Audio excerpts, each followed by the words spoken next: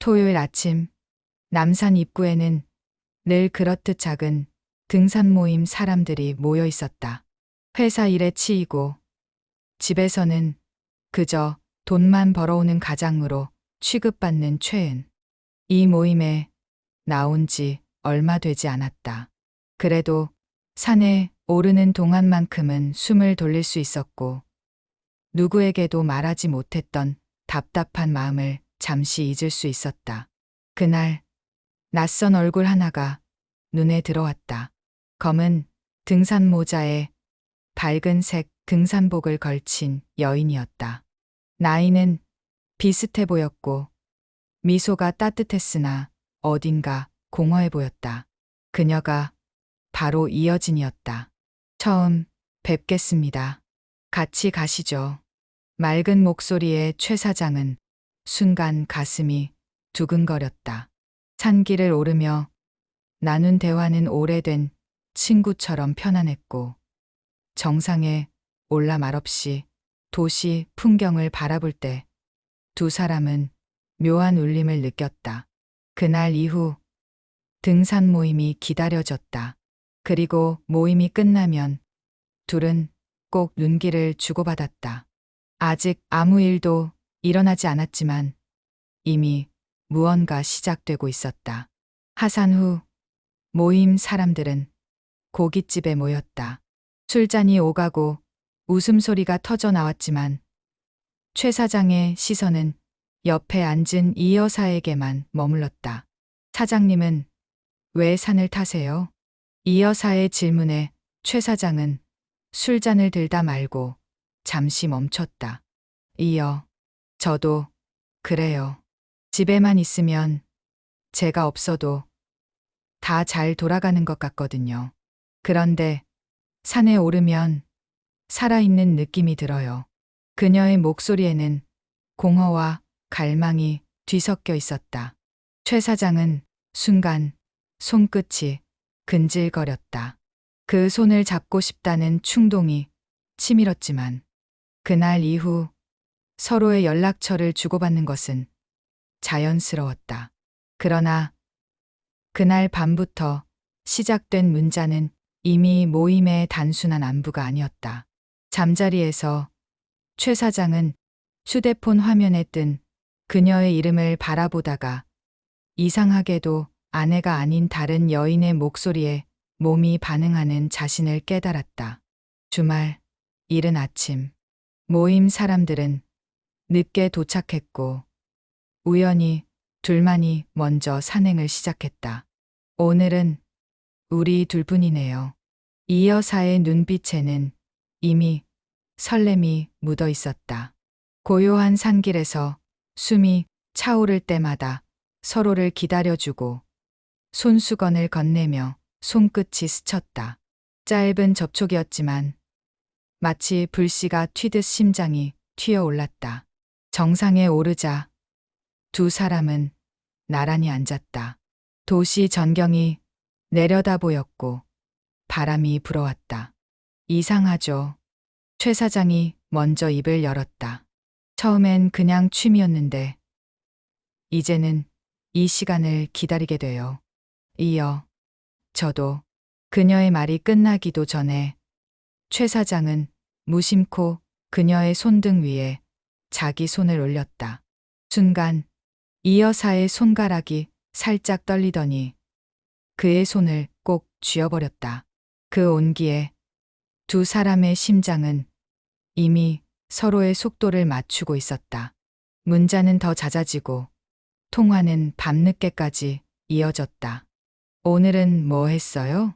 그 짧은 대화 속에서 두 사람의 숨은 점점 더 깊어졌다. 모임이 끝난 어느 날 사람들과 함께 있던 자리에서 최 사장은 무심히 이 여사의 무릎에 손을 올렸다. 겉으론 웃으며 대화를 이어갔지만 탁자 아래에서 그의 손길은 천천히 그녀의 허벅지를 쓰다듬었다.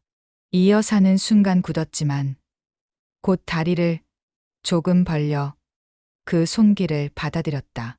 얼굴은 여전히 평온했지만 뺨은 붉게 달아올라 있었다.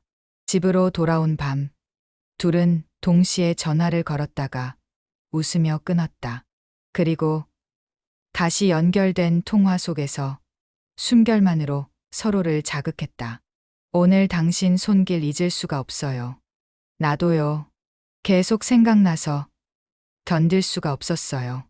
최 사장은 침대에 누워 휴대폰을 귀에 대고 있었고, 이 여사는 조용히 불을 끈 부엌에 서 있었다. 서로의 목소리만으로도 이미 몸은 뜨겁게 달아올라 있었다. 여름 오후, 산행 도중 갑작스런 소나기가 쏟아졌다. 모임 사람들은 흩어졌고, 최 사장과 이 여사는 근처 작은 찻집에 들어섰다. 젖은 옷은 피부에 달라붙었고, 숨결마다 은근한 열기가 흘렀다. 옷이 다 젖었네요. 이 여사가 머리칼을 털어내자 젖은 셔츠 속으로 희미한 속옷이 비쳤다. 최 사장은 눈을 때려 했지만 도저히 그럴 수 없었다. 그녀 역시 그의 시선을 의식하며 낮게 웃었다. 사장님, 그만 좀 봐요. 다 드러나는 것 같잖아요. 미안합니다. 근데 눈을 돌릴 수가 없네요. 찻집 안은 한산했고 커튼 사이로 비가 쏟아지는 소리만 가득했다. 최 사장은 결국 손을 뻗어 그녀의 손등을 덮었다.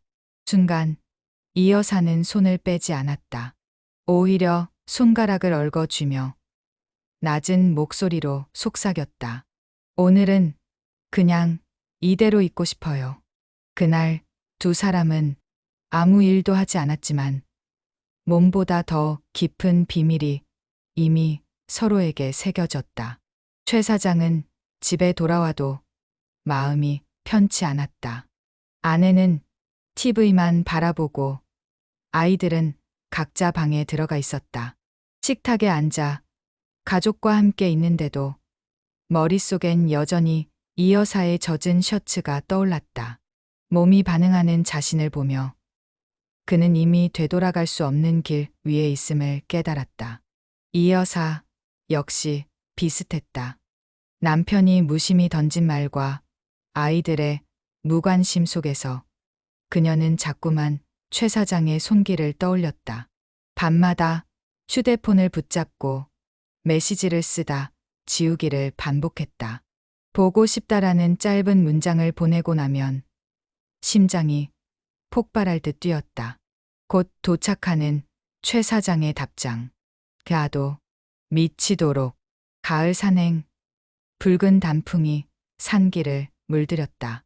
모임 사람들은 앞서 걸어갔고 두 사람은 일부러 뒤처졌다. 이대로 계속 가다 보면 어떻게 될까요? 아마. 그는 걸음을 멈추고 그녀의 손목을 붙잡았다. 단풍잎이 흩날리는 길 한가운데서 두 사람의 입술이 맞닿았다. 처음엔 조심스러웠지만 곧 격렬해졌다. 그녀의 숨결이 가빠지고 그녀의 손가락은 그의 어깨를 움켜쥐었다. 안 돼요, 여기선. 입술로 막아온 말은 곧 큰 느낌으로 바뀌었다. 누군가 올까 두려운 산길에서 그들의 몸은 이미 서로의 갈망을 확인하고 있었다. 겨울 초입, 모임 뒤풀이가 끝난 밤. 사람들은 흩어지고 두 사람만 같은 방향으로 걸었다. 차가운 바람이 불었지만 두 사람의 몸은 뜨겁게 달아올라 있었다. 별이 빛나는 인배우가 어치자 이 여사가 먼저 눈길을 끌었습니다. 그러나 최 사장이 손목을 아세웠습니다. 순간 그녀가 그의 품에 파고들었다. 입술이 격렬하게 부딪히고 혀가 서로를 탐했다. 길가의 모텔 불빛이 눈에 들어왔고 두 사람은 말없이 그곳으로 들어섰다. 방에 들어서자마자 억눌러왔던 욕망이 폭발했다. 최 사장의 손길이 그녀의 옷을 거칠게 벗겨내자 속옷 위로 드러난 하얀 살결이 시야를 가득 채웠다. 이 여사는 오래 기다렸어요. 더는 못 참겠어요. 침대 위 두 몸이 얽혔다. 옷가지가 흩어지고 살과 살이 부딪혔다.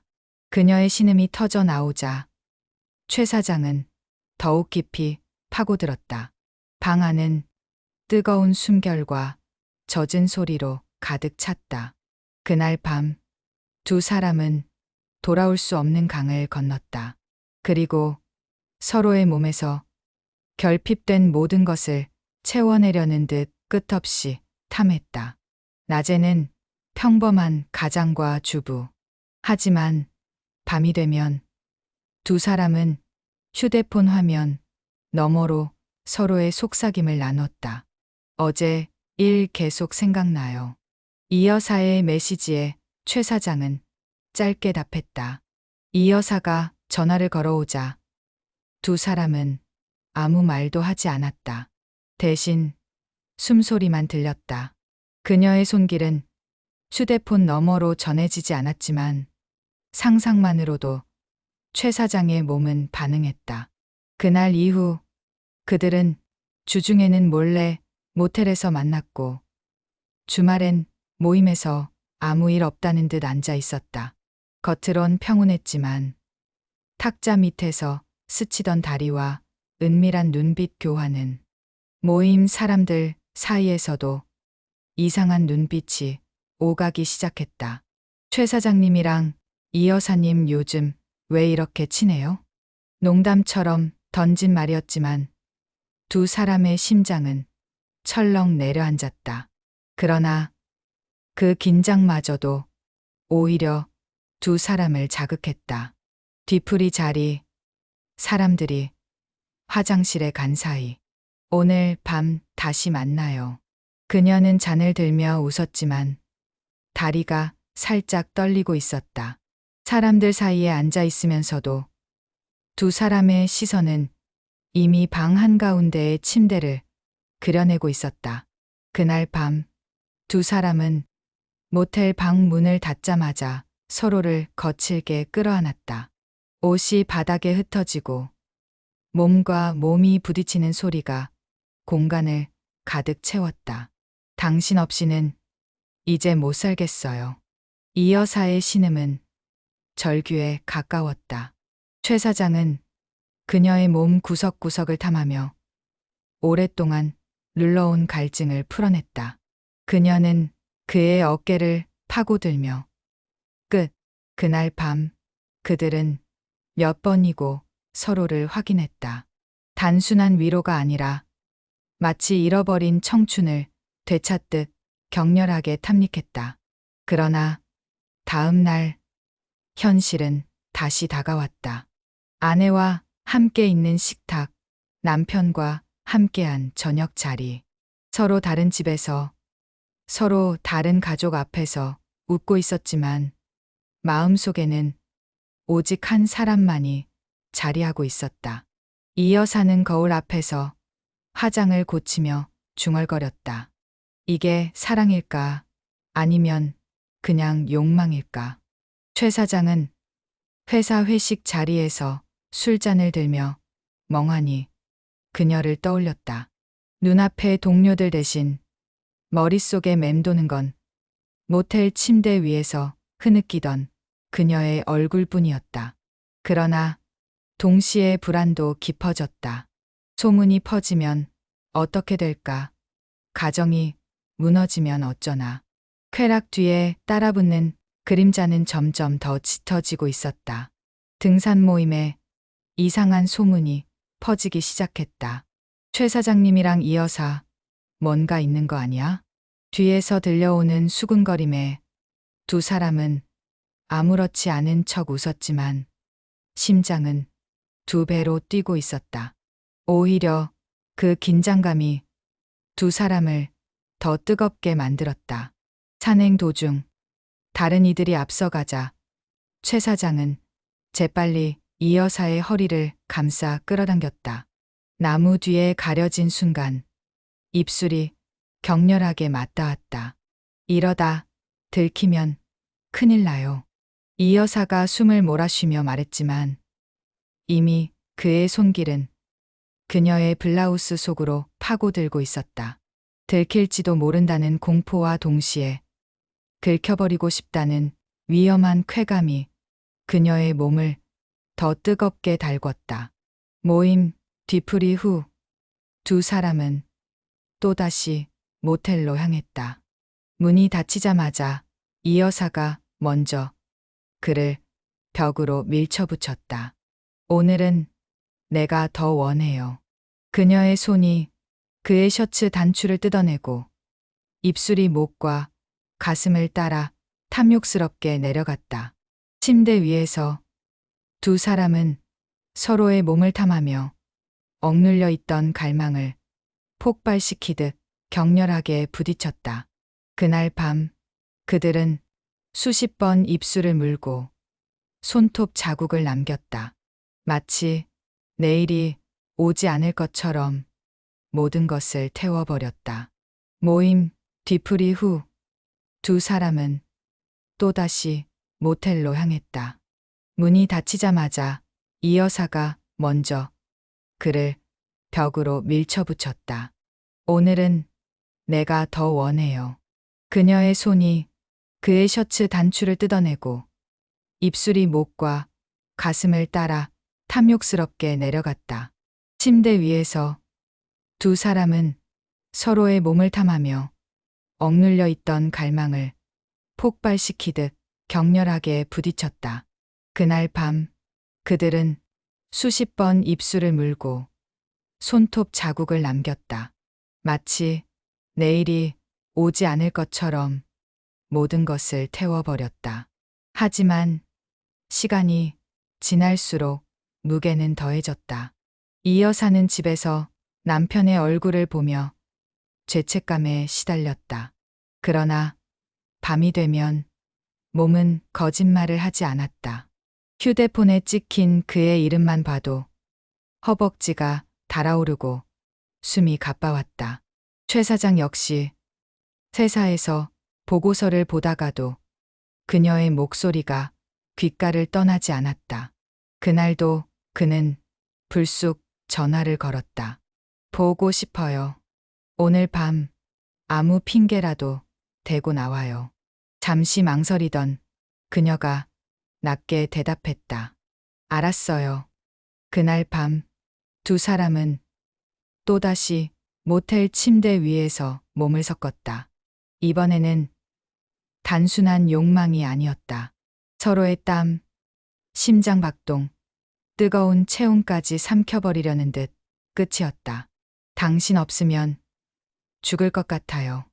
이 여사가 흐느끼듯 말하자 최 사장은 그녀를 더 세게 끌어안았다. 나도 그래요. 이제 당신 없인 아무것도 못해.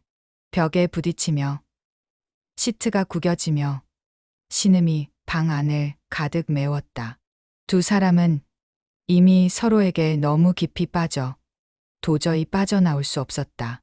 그러나 사랑의 절정 뒤에 찾아오는 것은 언제나 현실이었다. 다음 날 아침 서로의 몸을 떠나 집으로 돌아갈 때마다 두 사람은 점점 더 깊은 어둠 속으로 걸어 들어가고 있음을 알고 있었다. 소문은 점점 더 구체적인 뒷말이 되어 퍼졌다. 둘이 사라졌다가 같이 나타난 적 있잖아. 하산할 때마다 꼭 붙어 다니던데. 이 여사는 모임 사람들의 시선을 견디기 힘들었다. 집에서는 남편이 무심한 듯 던진 한마디가 심장을 얼어붙게 했다. 당신 요즘 어디 다니는 데 있나? 좀 달라졌어. 그 순간 온몸이 굳었다. 들킨 건가? 아니면 단순한 의심일 뿐인가? 그러나 그 말 한마디만으로도 그녀는 공포와 죄책감에 휘청였다. 그러나 두 사람은 헤어질 수 없었다. 오늘이 마지막이에요. 더는 못해요. 모텔 방 안. 그날의 사랑은 이전보다 더 뜨겁고 격렬했다.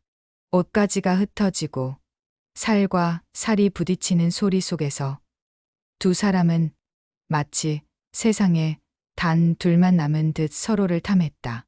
오늘만 마지막으로. 이 여사는 울듯 속삭였지만 최 사장의 입술은 그녀의 목덜미와 가슴을 파고들며 대답 대신 욕망을 쏟아냈다. 그들의 마지막 밤은 불꽃처럼 타올랐고 동시에 재처럼 꺼져갔다. 다음 날 두 사람은 아무 일 없다는 듯 모임에 나왔다. 그러나 시선이 마주치는 순간 가슴은 여전히 뜨겁게 타올랐다. 산길에서 스치듯 손끝이 닿았을 때 하지만 서로의 눈빛에는 알 수 있었다. 다시는 예전처럼 만나선 안 된다는 걸.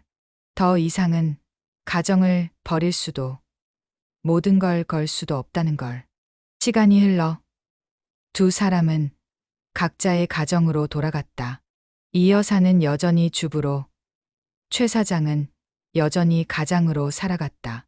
겉으로는 평온한 일상. 그러나 마음속 깊은 곳, 산 정상에서 처음 맞잡았던 그 손길과 모텔 방에서 서로를 삼키던 뜨거운 기억은 지워지지 않았다. 밤마다 불 꺼진 방에서 그들은 서로를 떠올렸다. 잘 지내고 있나요? 그들은 결국 제자리로 돌아갔지만 서로를 잊을 수는 없었다.